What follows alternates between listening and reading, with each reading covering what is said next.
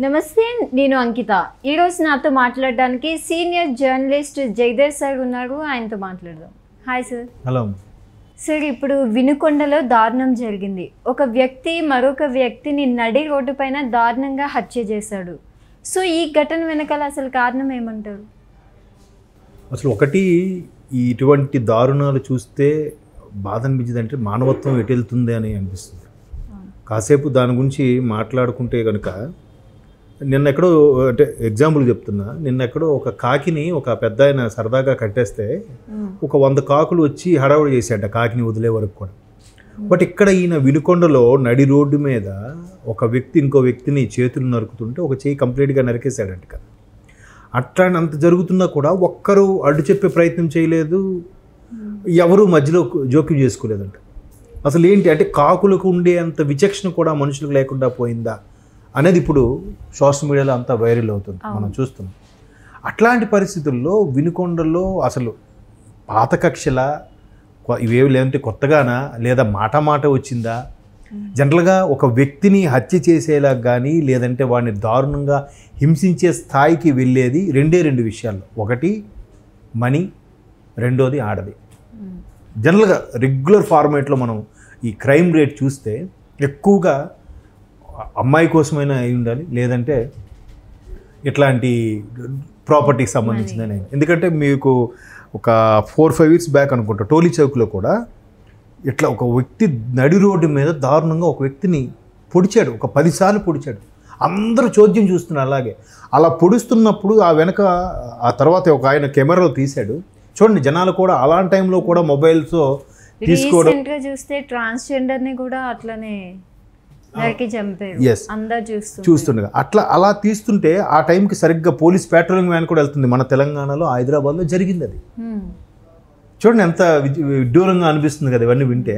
So అలాగా ఇప్పుడు ఆ వ్యక్తులు ఆ హత్యావృంతము ఏదైతే ఉందో, హత్యా ప్రయత్నము అంత చినికి గాలివానగా మారి ఇప్పుడు ఏమైపోయింది, రాజకీయ పక్షాల వైపుగా అది మళ్ళింది. అంటే ఖచ్చితంగా ఇది వైసీపీ వాళ్ళని ఒకటి కూటమికి సంబంధించిన వాడు ఎవడో ఒకడు వచ్చి ఈ విధంగా దారుణంగా బిహేవ్ చేశాడు అని. ఊరికి ఎందుకు దారుణంగా బిహేవ్ చేస్తాడు? రాష్ట్రంలో 26 జిల్లాలు ఉన్నాయి. 26 జిల్లాల్లో కొన్ని సుమారుగా 5 కోట్ల 4 కోట్ల పైన జనాభా ఉన్నారు. వీళ్ళందరూ ఎవరికెవరు చంపుకోకుండా నరుకోకుండా ఉంటే వాడిని ఒక్కడిని ఎందుకు నరికారు, ఎందుకు చేశారు పక్కన పెడితే, ఈరోజు మాజీ ముఖ్యమంత్రి జగన్మోహన్ రెడ్డి గారు కూడా ఎక్స్లో ఏమి ట్వీట్ చేశారంటే, మా రాష్ట్రపతి గారు మా రాష్ట్రాన్ని కాపాడండి, ఇక్కడ అసలు భారతీయుల్లో మేము భాగమే, భారతదేశంలో మేము అంతర్భాగమే, అసలు ఇక్కడ ప్రభుత్వం ఉందా, వీళ్ళ అరాచకాలు మీరే అరికట్టాలి, మమ్మల్ని మా వాళ్ళని ఊచకోత కోస్తున్నారు అన్నట్టుగా ఒక ట్వీట్ చేశాడు ఆయన. ఇప్పుడు అదే అంటున్నా, ఎంతమందిలో ఆయన్ని ఎందుకు చేయాలి ఏంటి? తీరా విశ్లేషణలోకి వెళ్తే ఎవరైతే నరికించుకున్నాడో ఆ వ్యక్తి, నరకబడిన వ్యక్తి, నరికిన వ్యక్తి ఇద్దరు కూడా వైసీపీ తానులో ముక్కలే అని టీడీపీ వాళ్ళు ట్వీట్ చేశారు. లోతు విశ్లేషణలోకి వెళ్తే వీళ్ళందరూ కూడా ఆ వినుకొండకు సంబంధించి సమ్ పిఎస్ ఖాన్ అని ఎవరు ఉన్నారు, ఆయన మామూలుగా ఈ మైనారిటీ సెల్కి సంబంధించిన ఇన్ఛార్జ్ ఆ నియోజకవర్గంకి. సో ఆయన తాలూకు అనుచరులే వీళ్ళిద్దరు. ఆ మైనారిటీకి చెందిన వ్యక్తులే. ఎందుకు అంతవరకు నరుకోవాల్సి వచ్చింది?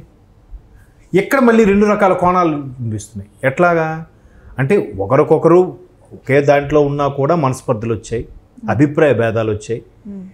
ఇంకోటి వైసీపీ ప్రభుత్వంలో కార్యకర్తలు ఈ స్థాయిలో నిజంగా చెలరేగిపోయి ప్రవర్తించడానికి కూడా ఇంకో కారణం ఉంది. ఏంటంటే ఇప్పుడు మన మంత్రులు రోజా గారు 100 కోట్లు స్కామ్ చేశారు, లేదంటే సమ్ ఎక్స్ 1000 కోట్లు చేశారు, కొడాల నాని గారు ఇంకోటి చేశారు, లేకపోతే ఇంకా ఆయన ఎవరు మాజీ మంత్రి గోదావరి జిల్లా ఆయన ఇసుక స్కామ్ చేశాడు అని రకరకాలుగా మనం రోజు వింటూనే ఉన్నాం. అంటే ఇంకా ప్రభుత్వం చర్యలు తీసుకునే స్థాయికి ఇంకా ఆలోచించట్లే. ప్రభుత్వం పెద్దసేపు కూటమి ప్రభుత్వం అభివృద్ధి మీద కాన్సన్ట్రేషన్ ఉంది. సో ఇన్ని చేసి ఎందుకు చేయాల్సి వచ్చింది? వాళ్ళు ఎక్కడ ఒక ప్రాజెక్ట్ లేదు, ఒక డెవలప్మెంట్ రిసోర్స్ లేదు, ఒక కంపెనీ రాలేదు. అట్లీస్ట్ ఒక ప్రాజెక్ట్ వచ్చింది, ఎవరు బాబు అందులో మా వాడికి ఉద్యోగాలు లేదా మమ్మల్ని భాగస్వామ్యం చేయి, మాకు ఎంత పర్సంటేజ్ అని మాట్లాడడానికి ప్రజాప్రతినిధులు మళ్ళీ ఎలక్షన్స్ కోసం డబ్బులు సంపాదించుకోవడానికి ఆప్షన్ ఉండేది. ఈ యొక్క ప్రాజెక్టు లేకపోతే వాళ్ళని ఎక్కడి నుంచి సంపాదిస్తారు?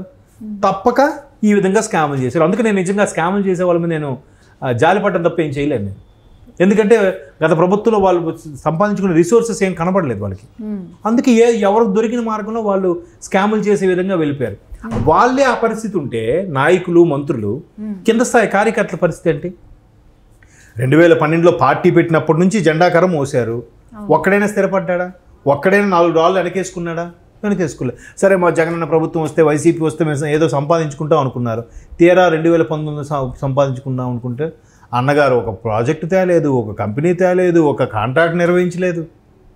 ఈవెన్ ఆ కాంట్రాక్ట్లు చేపిద్దామని టెండర్లు పిలిస్తే కాంట్రాక్ట్లు కూడా బాబు మా పెండింగ్ ముందు పూర్తి చేయండి, ఆ తర్వాత మేము వస్తాం క్లియర్గా చెప్పేశారు వాళ్ళు. ఏది ఏఈఎస్సి సూపరింటెండెంట్ ఇంజనీర్ స్థాయి వ్యక్తులు కూడా ఇరిగేషన్ సంబంధించి బాబు రండి అని కాంట్రాక్ట్కి ఫోన్ చేసినా కూడా వెళ్ళలే. సార్ ముందు మా పాత పెండింగ్ బిల్స్ ఇస్తే ఇప్పుడు మేము వస్తాం సార్. మరి డెవలపింగ్ లేకపోతే అందరూ ఎలా బతుకుతారమ్మా? ఒక డెవలపింగు, ఒక కాంట్రాక్టు, ఒక ప్రాజెక్ట్ వచ్చిందంటే ఆ కాంట్రాక్టర్ నుంచి ఆ ప్రతినిధికి లేదా కింద సూపర్వైజర్కి, దాని కింద ఒక పనోళ్ళకి, దాని కింద మేస్త్రులకి 10 మందికి ఎలా స్ప్రెడ్ అవుతుందా? అందరూ తింటారా? ఒక సినిమా జరుగుతున్న ప్రొడ్యూసర్ ఎందుకు దేవుడు అంటాడంటే ఒక ప్రొడ్యూసర్ ముందుకు వచ్చి సినిమా తీస్తున్నాడంటే ప్రత్యక్షంగా పరోక్షంగా 2000 మంది ఆధారపడతారు కదమ్మా. అసలు సినిమా తీయకపోతే వీళ్ళందరికీ వృత్తి ఎక్కడుంది? అలాగే అభివృద్ధి లేకపోతే మనుగడ ఎక్కడుంది? ఎంతసేపు పథకాలా, నీకు 15,000 ఇచ్చా, నీకు 10,000 ఏంటి సంవత్సరానికి ఇచ్చేస్తే సరే ఇంకా దాంతోనే బతికేస్తాడు వాడు. అంటే ఇవన్నీ మేము ఇస్తున్నాం, మా చెప్పు చేతుల్లో మీరు ఉండాలి, మీరు ఎవరు డెవలప్ అవ్వకూడదు, మేమే అవ్వాలని దృక్పథమా ఏంటి? సో అట్లాంటి పరిస్థితుల్లో వీళ్ళకి ఏ వచ్చిన కాంట్రాక్టో ఏ ప్రాజెక్టు ఎవడు ఈ వైసీపీలోనే ఇద్దరు ఇట్లా నడుపుకోవడం ఏంటంటారు? అదే అంటున్నాను. ఇప్పుడు వీళ్ళకి సంబంధించి ఏదైతే గతంలో ఈ ఆఖరికి మంత్రులతో సహా నాయకులతో సహా సంపాదించుకోవడానికి స్కోప్ లేనప్పుడు కింద కార్యకర్తలు ఏమవుతారు? అదేదో కోతి రొట్టుముక్కల కథలాగా చిన్న రొట్టుముక్క కూడా కొట్టుకోవాల్సిన పరిస్థితి వస్తుంది. సో ఇద్దరి మధ్యన ఏదో మనీ లావాదేవీలు నడిచాయి. ఆ లావాదేవీలు అనేవి ఒక కొలిక్కి రాలేదు, అవి ఎప్పటికీ తేలట్లేదు. గవర్నమెంట్ ఉన్నంత వరకు చూద్దాం అని డ్రాగ్ చేసి ఉంటారు. ఒక్కసారిగా ఆడ గవర్నమెంట్ పోయింది, గవర్నమెంట్ పోయాక ఇంకా నువ్వు ఇచ్చేదే ఉందరా, ఇంకెప్పటికి ఇస్తావు? ఇలాంటివి వస్తాయి ఆర్గ్యుమెంట్లు, మాట పెరుగుతాయి. అవి ఎంత స్థాయికి వెళ్ళిపోయాయి అంటే మనిషిలో ఉండే విచక్షణ కోల్పోయే స్థాయికి వెళ్ళిపోతున్నాయి. ఆ విచక్షణ కోల్పోతే మనిషి ఏం చేస్తాడో తెలియదు. అసలు వీడు ఎవరైతే నడిపించుకున్నాడో వాడిని ఎప్పటి నుంచి ఆ విధంగా ఇబ్బంది పెడుతున్నాడో, వాడు కత్తి తీసుకొని వెంటపడే పరిస్థితికి ఎందుకు వచ్చాడు? వీడు కూడా అరే 10 మంది చూస్తున్నారు, నా రేపు పొద్దున వీడి మీద నేను అటాక్ చేస్తే నా పరిస్థితి ఏంటి, నా కుటుంబ పరిస్థితి ఏంటి, విచక్షణ నేను ఉండాలా? అవేమీ లేకుండా ఎందుకు పశువుల్లో ఎందుకు ప్రవర్తించాల్సి వచ్చింది? మనీ మ్యాటర్స్ అంటే ఐ హోప్ సో. అంటే అలా ఉండబోతున్నాయి పరిస్థితులు. వాళ్ళందరూ కూడా ఇప్పుడు మొన్న ఒక కార్యకర్త మాట్లాడాను, ఆయన అక్కడ తాడేపల్లిలో ఉంటాడంట. ఏదో జగనన్న ప్రభుత్వం, మా అన్న ప్రభుత్వం ఏదో 4 రాళ్ళు వెనకేసుకుందాం, లైఫ్ సెటిల్ చేసుకుందాం అనుకున్నాం. ఏది ఒక ప్రాజెక్టు ముందుకు రాలేదు, ఒక కాంట్రాక్టు ఇది అవ్వలేదు. ఏం చేద్దాం? ఆఖరికి నేను ఒక పెద్ద మనుషులను, బడా నేతలను తీసుకొచ్చి మంత్రులకి వాళ్ళకి పరిచయం చేయించాను. ఏదైనా ఒక ముందుకు సాగితే ఆ ప్రాజెక్ట్ మీద అదేదో పర్సంటేజ్ వస్తే నేను బతుకుతాను కదా అనుకున్నాను. ఒక్క ఫైల్ మూవ్ అవ్వలేదు, అయిపోయింది, గవర్నమెంట్ దిగిపోయింది, ఇంకా నాకు స్కోప్ లేదు. ఎలాగో నేను వైసీపీలో తిరిగాను కాబట్టి ఇప్పుడు రేపు పొద్దున కూటమి ప్రభుత్వం వైపు వెళ్ళలేను, ఆ ప్రభుత్వంలో ఉన్న మంత్రులతో పనులు చేయించుకోలేను. ఇంక నేను ఎప్పుడు సెటిల్ అవుతాను? మళ్ళీ వైసీపీ ప్రభుత్వం వస్తుందా? అంతవరకు నా బతుకు ఎలాగుంటాయి ఎవరికి తెలుసు అంటున్నాడు. ఇట్లాంటి వాళ్ళు అలాంటి కార్యకర్తల మధ్యన గొడవలు రావడానికి కారణం ఇలాంటి కారణాలు కాక ఇంకేమైంటే చెప్పండి. టీడీపీ కూడా అదే చెప్తుంది క్లియర్గా, మీకు చెందిన వ్యక్తులే. ఎక్కడ ఏం జరిగినా టీడీపీ మీద తోసేయండి, మీరు ఎక్కడే అన్యాయం జరిగినా మీలో మీరు కొట్టుకున్నా టీడీపీ వాళ్ళే కొట్టారని చెప్పండి. ఎందుకంటే ఆఖరికి షర్మిలమ్మ గారు కూడా మాట్లాడింది చంద్రబాబు గారు ఇచ్చిన స్క్రిప్ట్ అనే చెప్పారు కదా. షర్మిలమ్మ గారు మన క్యాన్వాసింగ్లో మాట్లాడినప్పుడు చంద్రబాబు నాయుడుకి రే స్క్రిప్ట్ ఇస్తే ఆవిడ అదే చెప్పారట. మరి అవే చెప్పినప్పుడు ఇలాంటివి సింపుల్గా తోసారా? చూద్దాం ఇంకా కేసు ఇంకెన్ని మలుపులు తిరుగుతుందో, అసలు కారణం ఏంటనేది బయటకు వస్తే తెలుస్తుంది. ఓకే.